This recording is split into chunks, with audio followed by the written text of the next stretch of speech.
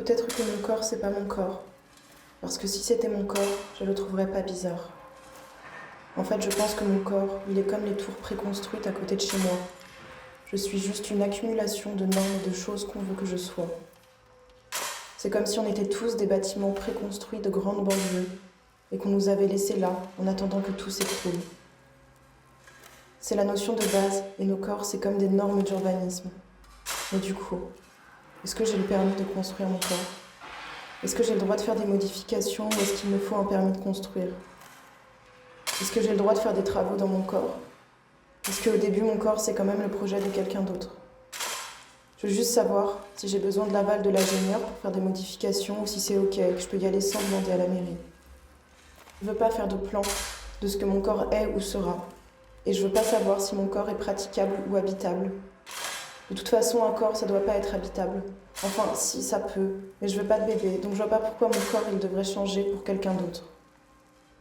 Moi, j'ai mis un filet sur mon corps parce que j'ai peur. J'ai peur que mes pierres, elles tombent. J'ai peur que les choses avec lesquelles je me suis construite, demain, elles ne soient plus aux normes, et que du coup, on veuille les détruire. Je suis comme les bâtiments qui vont s'écrouler dans la rue, ou les montagnes au bord de la route quand il y a des chutes de pierres. Je me couvre de filets, parce qu'on m'a dit qu'il fallait protéger les autres. Sauf qu'à part moi, personne ne protège mon corps des autres. Peut-être que c'est mes mots qui s'écroulent, parce que j'écris sans réfléchir, et que de toute façon, c'est les seules choses qui passent à travers mon filet, et que j'ai un surplus. Les mailles vont casser, alors je vomis un peu de ce qu'il y a dans ma tête sans réfléchir, parce que réfléchir, c'est peut-être que pour les autres. Enfin, je crois. C'est le bazar dans ma tête, et c'est le bazar dans mon corps. Il ne faut pas tout mélanger, mais moi j'aime bien quand même le faire, alors j'ai mélangé les fils. Comme ça, les autres, ils me voient un peu moins, et je peux un peu plus faire ce que je veux. Je résiste parce que je veux pas être le produit de mon environnement. Mais je veux pas non plus produire mon environnement parce que sinon, j'aurais fait de l'architecture.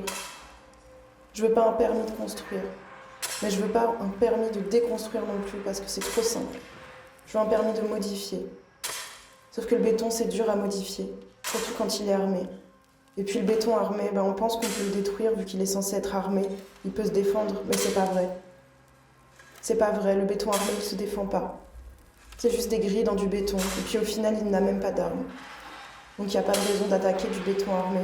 Il fait juste semblant d'être fort pour que vous pensiez qu'on peut pas le détruire, mais c'est pas vrai.